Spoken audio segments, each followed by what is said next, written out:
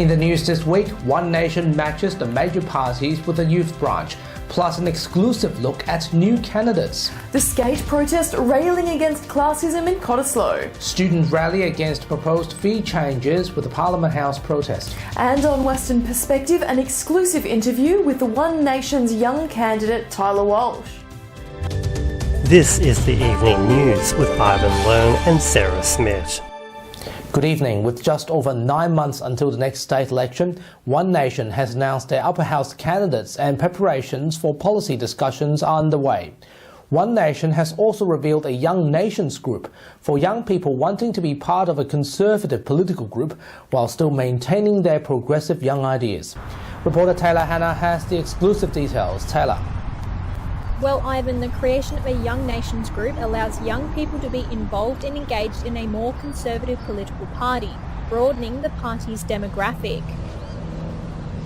Rod Caddy's party president said the stigma against One Nation being far right-leaning has dulled, and they're quite a progressive party in their own sense, just not to the extent that the other parties are. We've wanted to start up something to do with young people for quite a while. Young people in WA, somewhere to come together and feel like they're part of a group within our party, so that they don't have to be joining the whole mix of everyone. They can just work out the young side of things for us.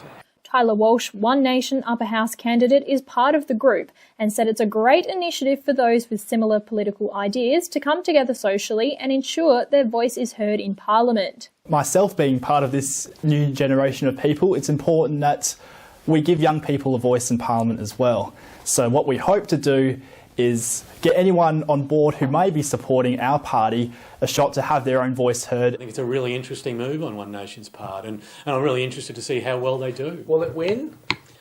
I think there is that possibility that young people will tend to see it as an older person's party, and they won't tend to, want to get involved, and so they need to break through that. One Nation has also revealed their other upper house candidates for next year's state election.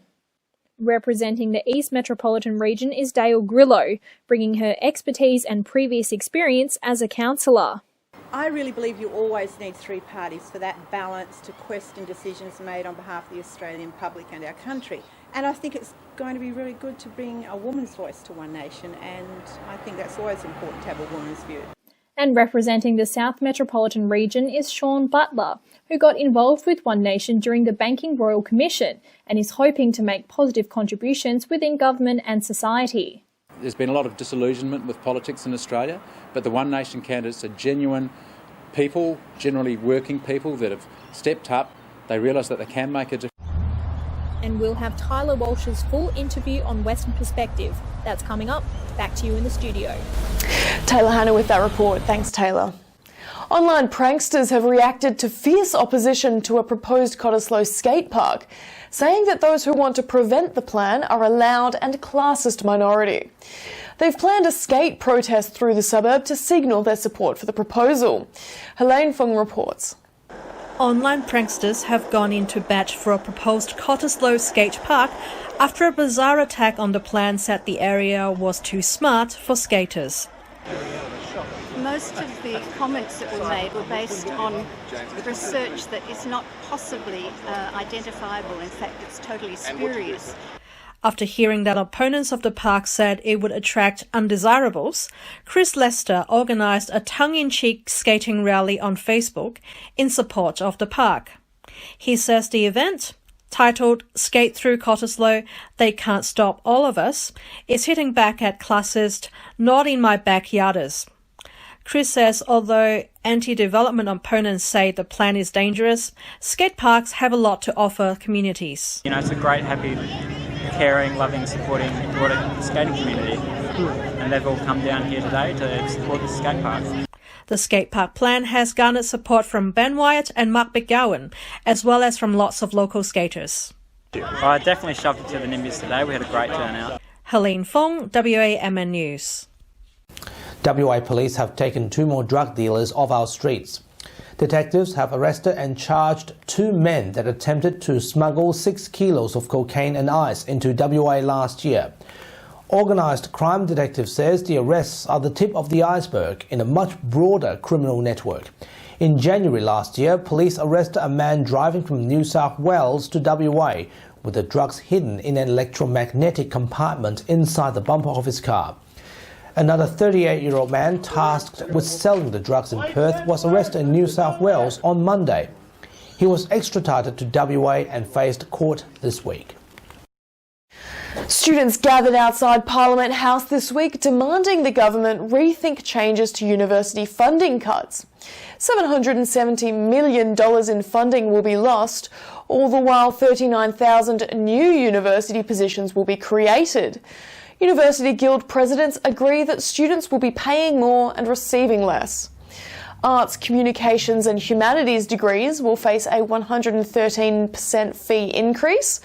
Commerce, economics and law will increase by 28%, while engineering, agriculture, medicine and nursing degrees will decrease in fees. What we know is that if you want a high-income workforce, you need a highly educated workforce. Anything that creates a barrier to people studying and furthering their education is something that's going to hurt us in the long term. WA's recovery from COVID-19 is set to be boosted with TAFE and training sector assistance worth $57 million. The comprehensive package will support 15 free TAFE short courses to upskill Western Australians for emerging jobs, while also cutting TAFE fees for 39 courses by as much as 72%. The McGowan government says it's aligned with WA's immediate economic needs following the coronavirus pandemic. We have deliberately tried to look at not just what we know we need as an economy, but target courses that young people who we know have been particularly affected by the pandemic. People are going to need training, they're going to need new skills, and they're not going to need to get them really quickly. So this is a combination of things to give effect to that. There are new developments in the national security legislation imposed on Hong Kong, with the city-state's leader Carrie Lam appointing Edwina Lau as Deputy Police Commissioner and assigning her to lead the security unit. Having spent 35 years in the force, Ms Lau will also be responsible for framing policies and enforcing national security matters in Hong Kong. Meanwhile, the chief executive has appointed 6 judges to deal with the national security trials. Their names have remained confidential. Meanwhile, United States former Vice President and Democratic presidential candidate Joe Biden has promised new sanctions against China over the issue of Hong Kong's freedoms. With less than 4 months before the election, Mr Biden has accused China of death-blowing Hong Kong's freedoms and autonomy. At the same time, he has also vowed to prevent imports from forced labour in Xinjiang.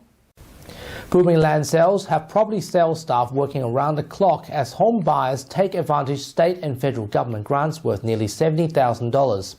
Charlie Lawler from Sathley Property Group says the grants have saved the industry. The grants also take 10 years of a home buyer's mortgage. Charlie says every sale is worth celebrating.